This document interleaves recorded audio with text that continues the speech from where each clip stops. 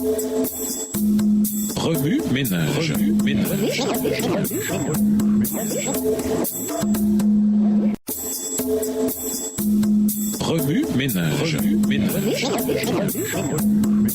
Bienvenue dans votre émission Remue ménage. Nous la leçon de dimanche, intériorisée, à circonstances exceptionnelles, patience exceptionnelle. La patience est une qualité essentielle du chrétien, peu importe qui il est. Paul encourage les croyants à se revêtir de patience, une vertu qu'il cite comme étant l'un des fruits fondamentaux de l'esprit. Colossiens 3, verset 12, Galates 5, verset 22. En plus du besoin ordinaire de patience, certaines circonstances exigent une patience exceptionnelle. La patience, lorsque les circonstances échappent à notre contrôle. Jacques utilise l'exemple d'un agriculteur qui attend que la terre produise de précieuses récoltes. Il sait que les pluies d'automne et de printemps doivent d'abord tomber. Jacques 5, verset 7. Dans la culture maraîchère, l'agriculteur n'est au contrôle que de fort peu de choses. Une fois les labours et les semailles terminés, il doit attendre considérablement. L'agriculteur ne peut pas forcer la germination de ses semences, pas plus qu'il ne peut faire tomber la pluie. Il ne peut qu'espérer, prier, puis observer. La patience semble parfois très passive. Elle exige de faire confiance à quelqu'un ou à quelque chose d'autre et de ne pas bouger au lieu de s'accrocher frénétiquement au contrôle. Souvent, le plus grand malaise de la patience réside en ce qu'il n'y a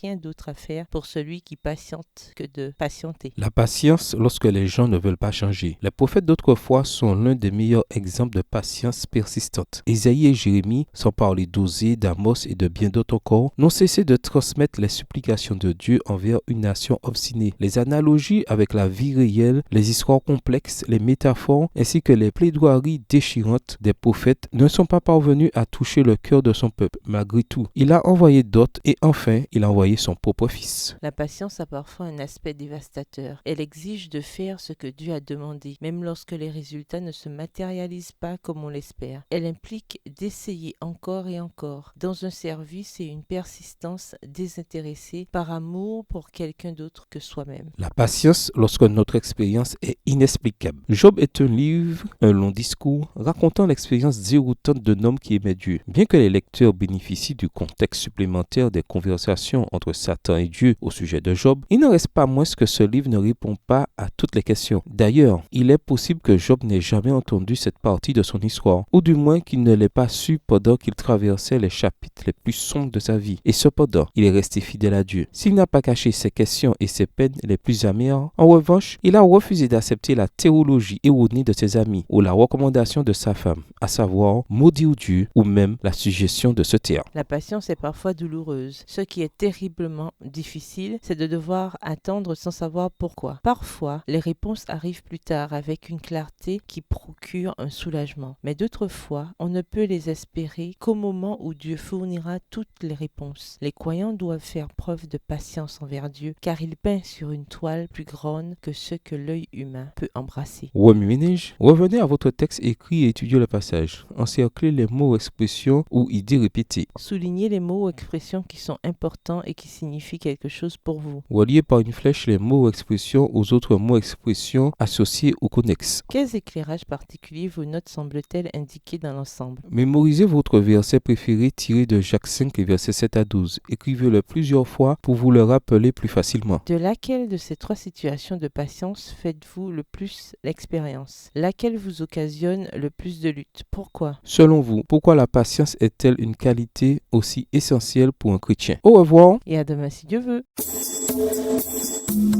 Remue ménage. Remue ménage.